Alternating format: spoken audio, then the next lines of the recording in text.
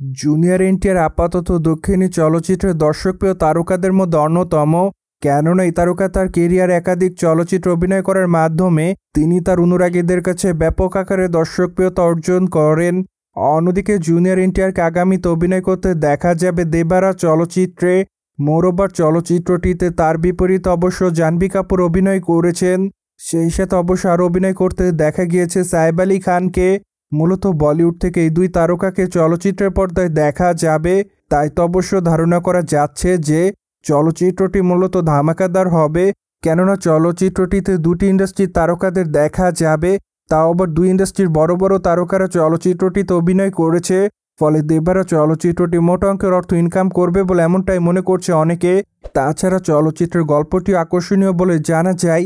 ফলে চলচ্চিত্রটি অবশ্য দুটি পর্বে নির্মাণ করবেন চলচ্চিত্র নির্মাতারা, যার প্রেক্ষাপটে অবশ্য চলিত মাসের শেষের দিকে চলচ্চিত্রের প্রথম খণ্ড মুক্তি দেওয়া হবে।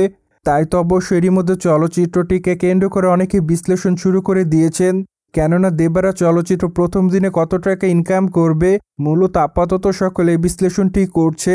ফলে রিসেন্টলি ভারতীয় এক গণমাধ্যমের সূত্র থেকে জানা যায় যে সিনেমা বিশ্লেষকরা মনে করছে দেবারা চলচ্চিত্রটি প্রথম দিনে 150 কোটি রুপির বেশি ইনকাম করবে, যার প্রেক্ষাপটে চলচ্চিত্রটি অবশ্য তেলেঙ্গানা থেকে প্রায় 70 কোটি রুপির মতো ইনকাম করবে এবং মালায়ালাম, কন্নড় এবং হিন্দি ভাষা থেকেও চলচ্চিত্রটি মোট অঙ্কের অর্থ ইনকাম করবে।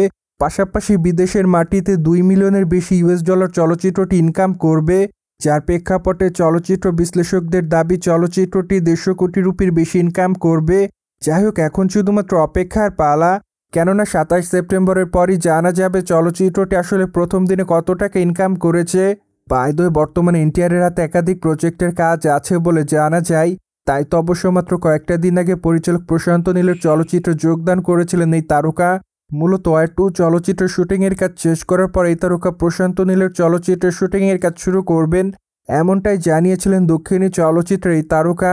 মোরওভার পরিচালক প্রশান্ত নীলের সঙ্গে তার চলচ্চিত্রের নাম এখনও চূড়ান্ত করা হয়নি। ফলে প্রাথমিক পর্যায়ে নীল এনটিআর চলচ্চিত্রের নাম রাখা হয়েছে বলে জানা যায়।